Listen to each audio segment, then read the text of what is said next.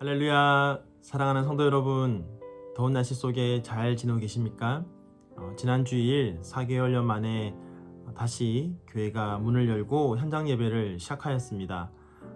끝나지 않은 겨울처럼 늘 썰렁하기만 하던 교회당이 다시 우리 성도님들의 목소리로 가득 채워지니까 얼마나 감격스럽고 또 얼마나 기뻤는지 모릅니다. 정말 이것이 주일다운 모습이다 라는 것이 느껴지면서 너무나도 기쁜 주일이었습니다. 아직 얼굴 보지 못하는 많은 성도님들도 다시 곧 뵐 수 있는 날이 속히 오기를 간절히 기도하면서 오늘 새벽 묵상 함께 하겠습니다. 자, 오늘 우리가 함께 묵상하는 말씀을 보니까 이스라엘 백성들을 향한 하나님의 심판의 메시지가 이사야 선지자를 통하여서 들려지고 있습니다. 이들이 왜 심판을 받을 수밖에 없는지, 그들의 죄가 무엇인지를 먼저 면밀하게 말씀하시죠. 마치 범죄자를 재판장에 세운 검사와 같이 또 그 범죄자에게 벌을 내리는 이 판사와 같은 그런 모습으로 여호와 하나님께서 서십니다. 그래서 오늘 본 말씀 이렇게 시작하죠. 여호와께서 변론하러 일어나시며 백성들을 심판하려고 서시도다. 자, 하나님께서 이들의 죄를 고발하시고 또 벌을 내리시는데요. 자, 이들이 얼마나 세속화되었는지를 이 말씀을 통해서 우리가 볼 수가 있습니다. 자, 우선 여호와 하나님께서 이들이 포도원을 삼키고 가난한 자에게서 물건을 탈취했다라고 그렇게 그들의 죄를 물으십니다. 자, 이 죄에 대해서 책망을 받는 자들이 누구냐 보니까 바로 장로들과 고관들이었습니다. 즉 당시 사회에서 권력을 가지고 있던 사람들이었습니다. 그들이 그 권력을 가지고 힘이 없는 자들을 착취했던 것입니다.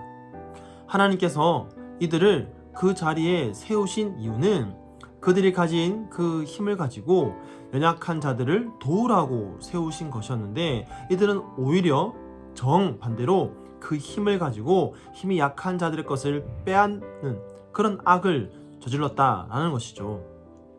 자, 이들이 행하였던 그 모습이 얼마나 악했는지 오늘 말씀을 보니까요, 가난한 자의 얼굴에 맷돌질 하고 있냐라고 그렇게 하나님께서 말씀하십니다. 자, 가난한 자들의 얼굴에 맷돌질을 한다. 자, 이것은 누군가의 얼굴을 질빨다, 보통 이런 표현을 많이 쓰는데요, 이것보다 훨씬 더 강한 표현입니다. 이 맷돌질을 하면 어떻게 됩니까?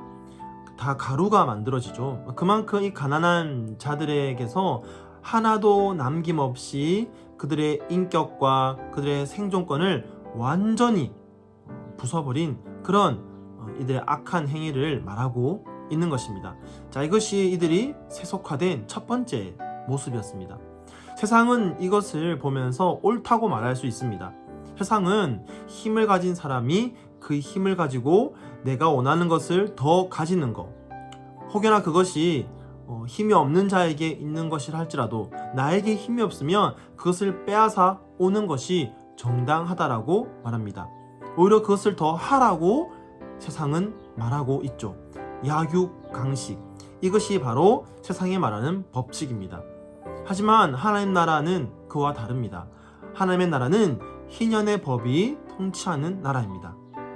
하나님은요, 희년이 되면 종되었던 자도 아무런 이유 없이 그냥 자유케 풀어주라고 말하고, 빚을 져서 담보로 잡혀있는 땅도 희년이 되면은 아무런 조건 없이 다 돌려주라고 말씀합니다. 세상의 눈으로 보면요, 이해할 수가 없습니다. 하지만 세상이 이해할 수 없는 바로 그 법칙이 하나님 나라의 법칙입니다. 그런데 이스라엘 백성들은 지금 하나님 나라의 법칙을 따라 살아가는 것이 아니라 약육강식의 세상의 법칙을 따라가고 있었던 것이죠. 이것이 바로 세속화된 이들의 첫 번째 죄악이었습니다. 우리도 이런 모습을 가질 수가 있습니다. 지금 내 마음은 어디에 집중하고 있는지, 내 것을 더 가지는 데에만 온전히 집중하고 있는지, 아니면 열심히 내가 살아냄과 동시에 내 주변에 약하고 힘든 자들을 돌아볼 줄 아는 그런 삶을 살아가고 있는지, 우리는 그것을 통해서 얼마나 내가 지금 세속화되어 있는지, 아니면 거룩한 하나님의 백성된 삶을 살아가고 있는지 알 수 있다라는 것이죠.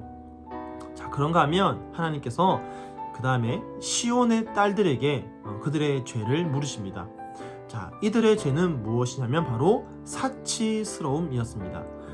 18절부터 보면요, 하나님께서 그날에, 여호와의 날에, 심판의 날에 그들의 몸에 있던 장신구들을 다 제하실 것이라고 말하면서 지금 그들의 몸에 하고 있는 장신구들을 열거하시는데요, 거기에 보면은 이 발목 고리부터 머리에 쓰는 수건까지 나옵니다. 그러니까 머리부터 발끝까지 그야말로 화려한 장신구로 온몸을 덮고 있었다라는 것이죠. 혹자는 이렇게 말할 수 있습니다. 여인들이 몸을 꾸미는 것, 그것이 무엇이 그렇게 잘못되었단 말인가. 여자의 변신은 무죄라고 하는데 동서고금을 막론하고 여자들이 자신들을 좀 더 꾸미기 원하는 것은 너무나 자연스러운 것이 아닌가, 그렇게 말할 수도 있습니다. 자, 그런데 오늘 하나님께서 왜 이들을 책망하시냐면, 자, 16절에 보니까요, 이렇게 시작합니다. 시온의 딸들이 교만하여. 시온의 딸들이 교만했다라고 합니다. 자, 그래서요, 느린 목, 정을 통하는 눈으로 걸어 다녔다라고 합니다. 자, 그들의 교만함이 어떻게 드러나냐면 느린 목으로 나타납니다. 이 느린 목이라는 것은 뭐냐면 목을 꼿꼿이 세우고요, 고개를 약간 뒤로 쳐들어서 아주 도도하게 걷는 모습을 말합니다. 그러니까 지금 이들은 자신의 부유함을 뽐내면서 가난한 자들 그 사이를 걸어갔다라는 것이죠. 그들이 가지고 있는 그 부유함을 가지고 약한 자들에게 자랑하는 수단으로 사용했다라는 것입니다. 이들이 누굽니까? 아까 앞에 나왔던 그 장로와 고관들의 아내들입니다.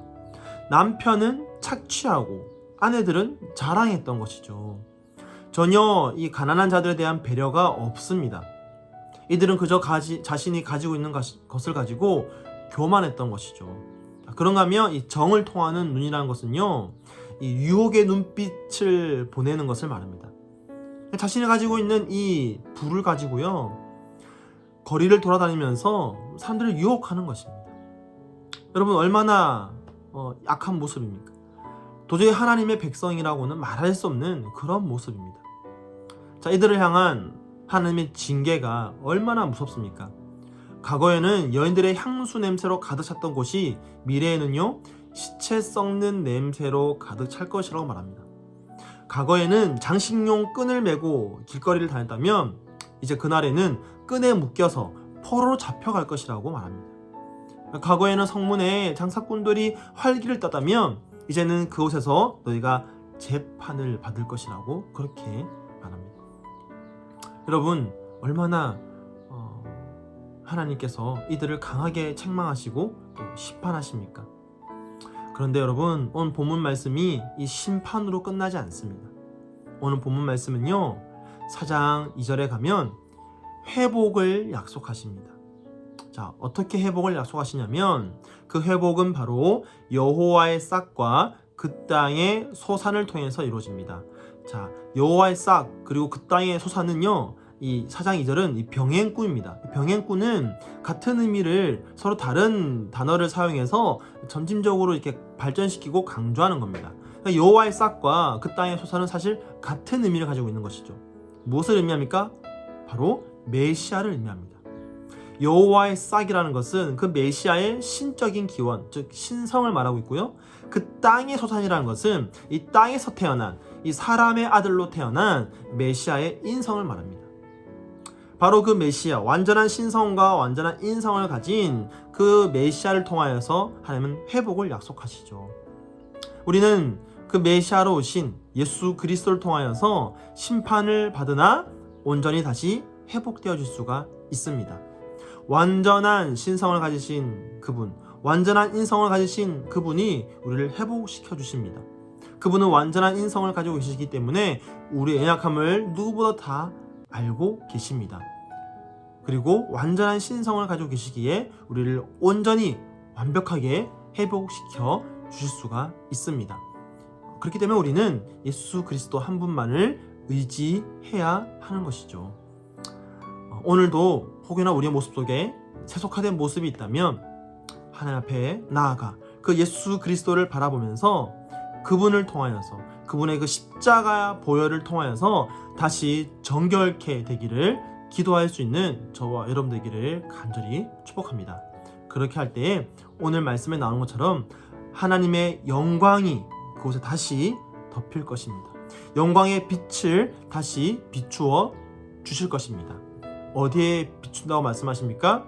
여호와가 거하시는 성막, 바로 여호와 하나님이 거하시는 바로 몸된 우리에게 그 영광의 빛을 비추어 주시고 다시 거룩하게, 정결하게, 청결하게 회복시켜 주신다라고 약속하십니다.